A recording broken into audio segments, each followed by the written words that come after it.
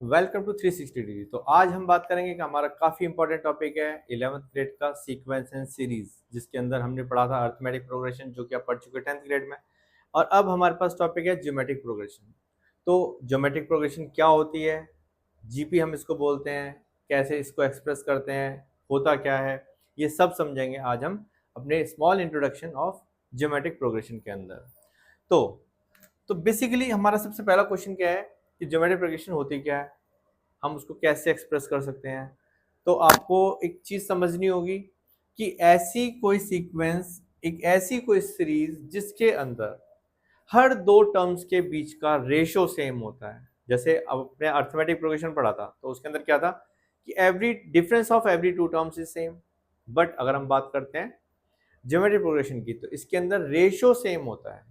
सी, एक एग्जांपल लेते हैं हम। Suppose 2, 4, 6, 8, 10. This is the arithmetic progression because the difference between every two term is same difference. But अगर बात करते हैं हम ज्योमेट्रिक प्रोग्रेशन की, this is your AP.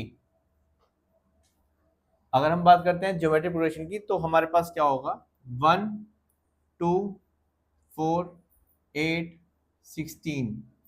This is the example of geometric progression. आप देख सकते हो कि जो रेशो है हर दो टर्म्स के बीच का ratio, like 2 divide by 1 1, 4 divide by 2 2, 8 divide by 4 2।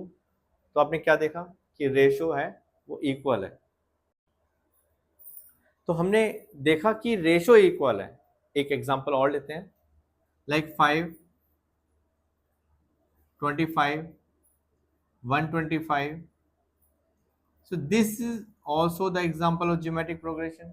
अगर हम डिवाइड करते हैं 25 को 5 से, रिजल्ट इज 5। अगर हम डिवाइड करते हैं 125 को 25 से, रिजल्ट इज 5। तो रेशो इज सेम। तो हम कह सकते हैं कि अगर दो टर्म्स के बीच का रेशो कॉमन है, तो ये हमारी कहलाती है ज्योमेट्रिक प्रोग्रेशन। अब हम देखते हैं कि इसकी जनरल टर्म क्या होती है, तो जिसको हम बोलते हैं ए एन। तो ए एन हम कैसे फाइंड करते हैं और होती क्या है, इसकी जर्नल जो सीक्वेंस होती है हम उसको किस तरह से लिख सकते हैं, उसके लिए हमारे पास फॉर्मूला है। फर्स्ट टर्म को हम ए से डिनोट करते हैं, second is a r square, a r cube, a r four and so on. अगर हम जाते हैं लास्ट में, that is a r n minus one.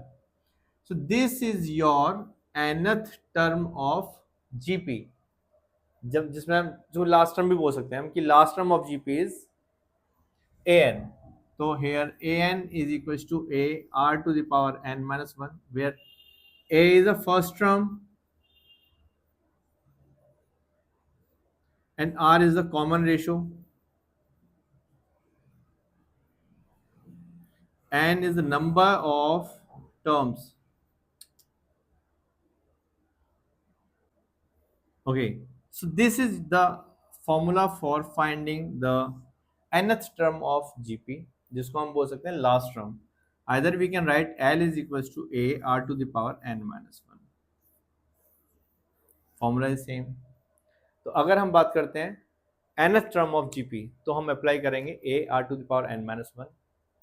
इसके बाद आता है हम कि सम ऑफ n टर्म्स अगर हम फाइंड करना चाहते हैं किसी भी ज्योमेट्रिक प्रोग्रेशन की n टर्म्स का, अगर हमें सम फाइंड करना है, तो इसके लिए हम कौन सा फॉर्मूला अप्लाई करेंगे, लेट्स डिस्कस।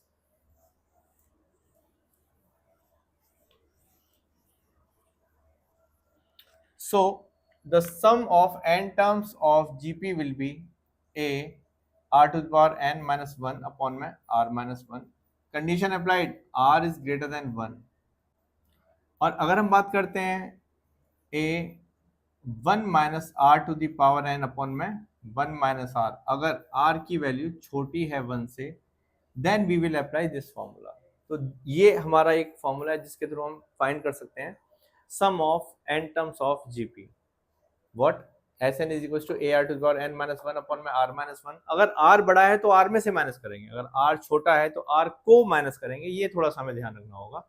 और यहीं पे अगर हम समझते हैं कि sum of infinite terms, infinite terms अगर किसी जीपी में है, उसकी हमें इनफाइनाइट टर्म्स का सम फाइंड करना है, तो हम क्या करेंगे, S infinite is equal to a upon में 1 minus r, same r is less than 1। S infinite is equal to a upon में आर माइनस वन। अगर हमारे पास आर की वैल्यू 1 से बड़ी है तो हम अप्लाई करेंगे ये वाला फॉर्मूला। तो बेसिकली दोनों फॉर्मूलेज हम कहाँ अप्लाई करेंगे? These are two formulas which we will apply for finding the n terms of GP. और अगर हम बात करते हैं कि सम ऑफ इनफाइनाइट टर्म्स, तब हम अप्लाई करेंगे ये वाले फॉर्मूलाज। बट इसमें भी हमें क्या ध्यान रखना है, आपने समझा, आर की वैल्यू 1 से बड़ी है या आर की वैल्यू 1 से छोटी है, दोनों केस में हम अलग अलग फॉर्मूले अप्लाई करेंगे। कि हमने एन टर्म फाइंड करना सीखा, सम ऑफ एन टर्म्स फाइंड करना सीखा। अब अगर हमसे क्वेश्चन में कहता है कि सपोज 3 टर्म्स फाइंड करनी है जीपी की, 4 टर्म्स फाइंड करनी है, 5 टर्म्स फाइंड करनी है, तो उसके लिए हमारे पास डिफरेंट डिफरेंट फॉर्मूलाज गिवन है। जैसे कि सपोज अगर आपसे कहता है कि find the 3 terms of GP, तो अब हम कौन सी 3 जनरल टर्म्स लेंगे? ए अपॉन में r, a and a r. अगर हमसे कहता है 4 टर्म्स ऑफ जीपी हमें लेट करनी है, then formula is a upon में आर क्यूब, ए अपॉन में r, a r and a r cube. अगर हम बात करते हैं 5 टर्म्स जीपी की हमें सेलेक्ट करनी है, देन ए अपॉन में आर स्क्वायर, ए अपॉन में r, a r and a r square. So इस ऑर्डर में, इस पैटर्न में हम अपनी जो जीपी की 3 टर्म्स को लेट कर सकते हैं, 4 टर्म्स को लेट कर सकते हैं और 5 टर्म्स को लेट कर सकते हैं। तो ये हमारा फॉर्मूला है जिसके थ्रू हम नंबर ऑफ टर्म्स फाइंड कर सकते हैं किसी भी जीपी की।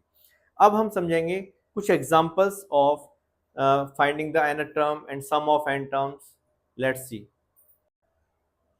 अभी हमने सीखा था कि क्या फॉर्मूला होता है हमारे पास एन टर्म फाइंड करने का, तो अब हम उसका एक एग्जांपल लेके करते हैं जिसमें क्वेश्चन है find the 6th term of this sequence. तो फर्स्ट ऑफ ऑल हमें पता होना चाहिए कि जीपी है या नहीं। तो हमें क्या करना है कि हर 2 टर्म्स के बीच का डिफरेंस चेक करना है कि क्या वो जीपी है। अगर जीपी है तो फिर हम इसका 6th टर्म फाइंड कर सकते हैं। तो 6th टर्म फाइंड करने के लिए हमारे पास फॉर्मूला होगा a n is equal to a r to the power n minus one. अगर हम बात करते हैं, हमें ए की वैल्यू पता होनी चाहिए और आर की वैल्यू पता होनी चाहिए।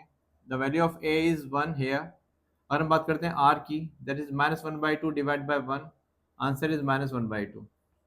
तो आर की वैल्यू हमारे पास -1/2 है और ए की वैल्यू 1 है। अब हमें ये वैल्यूज इस फॉर्मूले में पुट करनी है। तो value of a6 will be 1 -1/2 to the power 6 -1। तो answer is -1/2 to the power 6 -1 5। अगर हम बात करते हैं -2 to the power 5 -1 to the power 5 1 to the power 5 32। तो हमारा आंसर आएगा -1/32। This is your 6th term of the sequence. तो इस तरह से हम फाइंड कर सकते हैं nth term of the GP. One more problem we are having. Find the value of x for which numbers are in GP. GP में ये नंबर्स हैं तो हमें x की वैल्यू फाइंड करनी है। अभी हमने डिस्कस किया था कि GP में होता है तो क्या होता है, बताया था ना, याद करो मैंने वो क्या बताया था, रेशो सेम होता है। हर 2 टर्म्स के बीच का रेशो सेम होता है। तो अगर हम इस टर्म सेकंड टर्म को फर्स्ट टर्म से डिवाइड करें, थर्ड टर्म को सेकंड टर्म से डिवाइड करें, तो हमारा आंसर आ जाएगा सी। x divided by -2/7 is equal to -7/2 divided by x। Cross multiply करते हैं, x into x, x square, minus minus plus 2/7 into में 7/2, 7 7 cancel, 2 2 cancel, x square will be 1। तो जैसे इधर स्क्वायर है, स्क्वायर को उधर लेके जाते हैं हम, अंडर रूट में 1, तो आंसर विल बी +-1। आपको पता है कि रूट से वैल्यू बाहर आती है तो प्लस और माइनस दोनों साइन के साथ आती है, जो कि हम पढ़ चुके हैं पहले कॉम्प्लेक्स नंबर में, आपको हमने बताया था। तो हमारा x की वैल्यू जो आती है that is +1 and -1 is the answer. अब हमारे पास है ये एग्जांपल जिसके थ्रू हम सम फाइंड करेंगे एन टर्म्स ऑफ जीपी का, where a is 1, r is 1/2, that is less than 1। तो अगर फॉर्मूला लगाते हैं S n equal to a 1 minus r to the power n upon में 1 minus r, S10 will be a 1 minus 1 upon में 2 to the power 10 divided by 1 minus 1/10, that is 1/2। तो अगर हम बात करते हैं, फॉर्मूला हमारा रहेगा इसको सॉल्व करने के बाद 2 to the power 10 minus 1 upon में 1/2। Divide by 2 to the power 10। तो इसको सॉल्व करने पर 2 to the power 10 minus 1 divide by 2 to the power 9। हम जानते हैं कि 2 की power 10 is 1024 minus 1 divide by 512। तो 1023 divide by 512 is the answer. तो ये हमारा है S10 sum of n terms of GP. तो आज हमने समझा जीपी क्या होती है, एन टर्म्स कैसे फाइंड करते हैं, सम ऑफ एन टर्म्स कैसे फाइंड करते हैं। तो this was the small introduction of GP geometric progression. For more videos आप देख सकते हैं हमारे चैनल पे जाके, जहाँ पे आपको न्यू वीडियोस मिलेंगी नेक्स्ट क्वेश्चंस के लिए। Thank you.